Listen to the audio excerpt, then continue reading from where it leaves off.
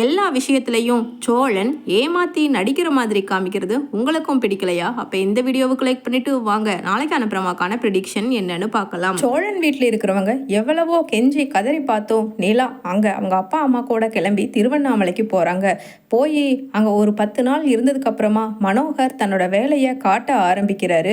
அப்போ ஊஞ்சலில் உட்காந்து ஆடிக்கிட்டே மனோகர் தேன்மொழி கிட்ட ஒரு ஃபோட்டோவை கொடுக்குறாரு. இந்த ஃபோட்டோவில் இருக்கிற மாப்பிள்ளைய நல்லா பார்த்துக்க சொல்லு, இவர் தான் நம்ம நிலாவுக்கு முடிவு பண்ண போகிற மாப்பிள்ளை அப்படின்னு சொல்கிறாரு. உடனே தேன்மொழியும் அதனால் என்னங்க, நாம தான் ஏற்கனவே முடிவு பண்ணது தானே, அதை அவகிட்ட காமிக்காட்டி என்ன அப்படின்னு கேட்குறாங்க.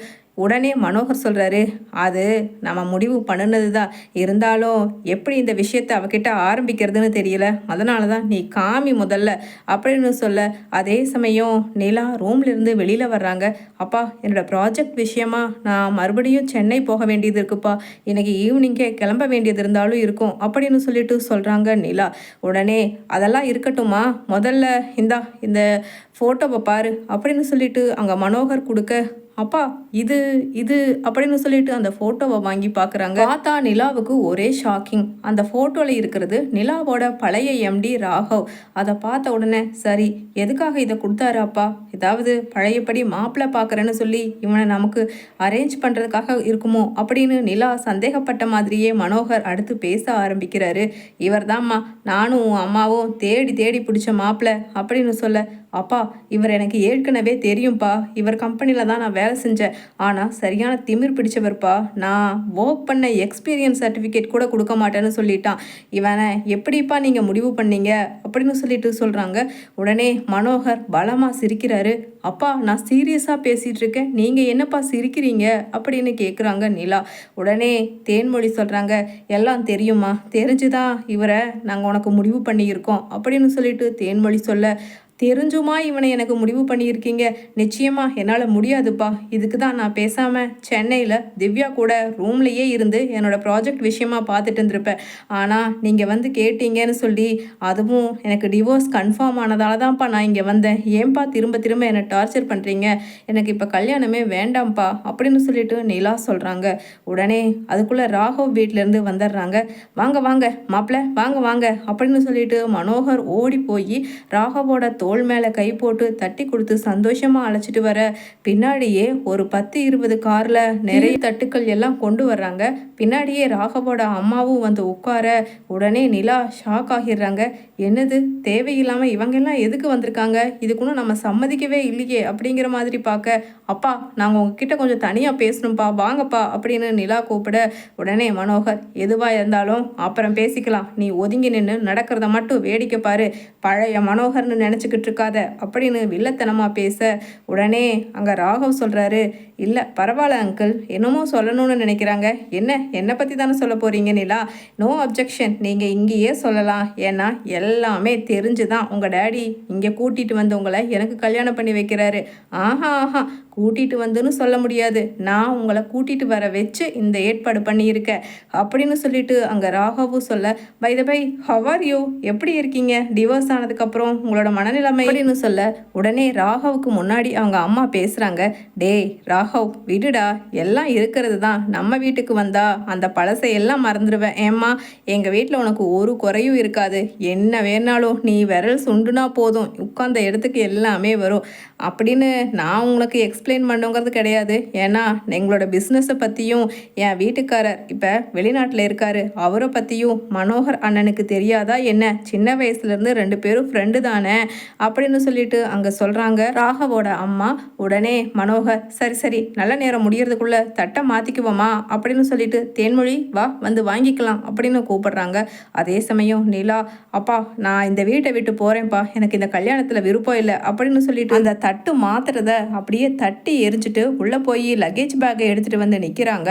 உடனே அங்கே ராகவ், மாமா என்ன பார்த்துட்ருக்கீங்க, அடிச்சுனாலும் இவளை உள்ளே இழுத்து இப்போ கதவை சாத்துங்க, இப்போ உங்கள் பொண்ணு தானே அப்படின்னு சொல்லிட்டு சொல்கிறாரு ராகவ்.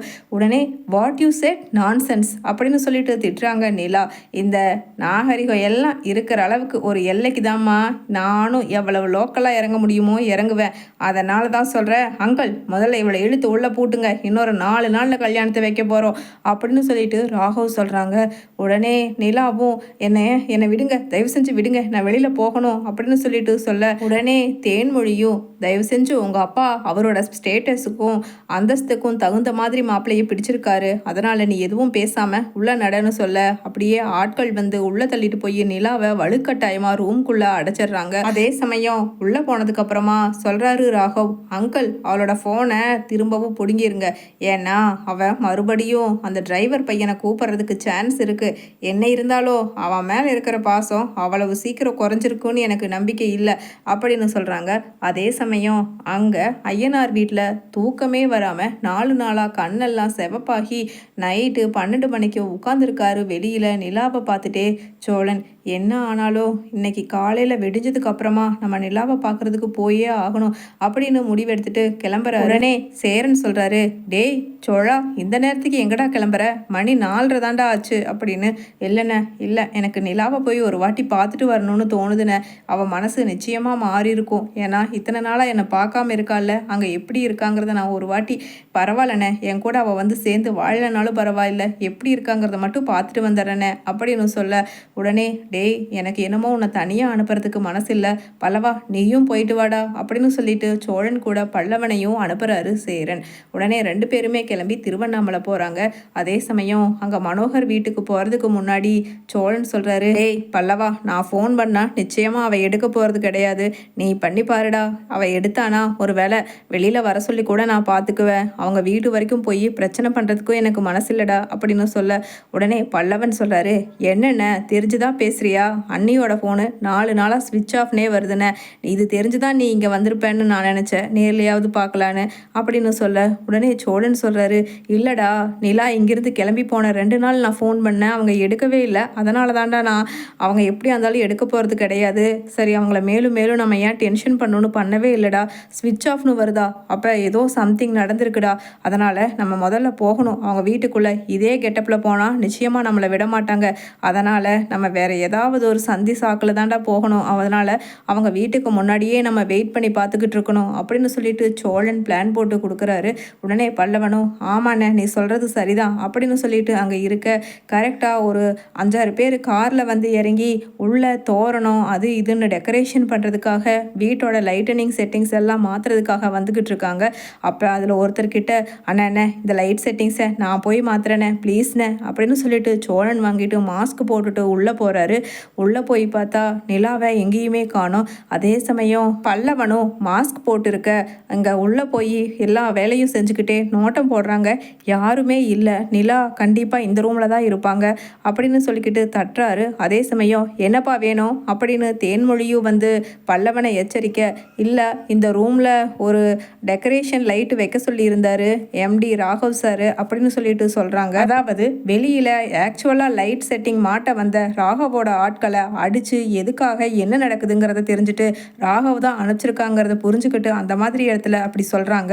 அதை கேட்டுட்டு சரி நான் திறந்து விடுறேன், ஆனால் ஒன்று நானும் கூடவே இருப்பேன் அப்படின்னு சொல்கிறாங்க. சரிங்க அப்படின்னு சொல்ல அதே சமயம் நிலா அப்படியே ஒரே சோர்வாக ஒரு தலையாக படுத்து அழுதுகிட்டே இருக்க அப்போ உள்ளே போகிறாரு பல்லவனும் சோழனும். மேடம் லைட்டு அப்படின்னு சொல்ல, ஆமாம் இங்கே லைட் ஒன்று தான் கேடு அப்படின்னு சொல்லிட்டு பலமாக சத்தம் போடுறாங்க நிலா. உடனே சோழன் மாஸ்க்கு கழட்டிட்டு என்ன நிலா மறுபடியும் ஏதாவது பிரச்சனையா அப்படின்னு சொல்லிட்டு கேட்குறாங்க. உடனே நிலாவும் அப்படியே சோழனோட சட்டையை பிடிச்சு இழுத்து கட்டி அணைச்சு அழுகிறாங்க. சோழன் மறுபடியும் நான் அதே இடத்துல தான் வந்து நிற்கிறேன், ஆனால் அன்னைக்கு பார்த்த மாப்பிள்ளையை விட படு மோசமானவ டேஞ்சரான ஃபெல்லோ அந்த ராகவ் என்னை எப்படியோ எங்கள் அப்பா கிட்ட சொல்லி இங்கே டைவர்ஸ் வாங்கினது தெரிஞ்சு வர வச்சு கல்யாணம் பண்ணிட்டு போய் கொடுமைப்படுத்தணும்னு என்னென்னமோ பிளான் போட்டிருக்கான். கல்யாணத்துக்கு முன்னாடியே என்னை வீட்டுக்குள்ளே அடைச்சி வைக்க சொல்லி எங்கள் அப்பா அம்மாவுக்கே சொல்லித்தரான், தயவு செஞ்சு என்னை இங்கேருந்து காப்பாற்றிட்டு போயிருங்க ப்ளீஸ், நான் உங்கள் வீட்டில் இருக்கும்போது ரொம்ப சந்தோஷமாக இருந்தேன் ப்ளீஸ் சோழன் அப்படின்னு சொல்லிட்டு அழுகிறாங்க. உடனே சோழன் சந்தோஷமா அப்படி வா வலிக்குன்னு நினைக்கிறேன்.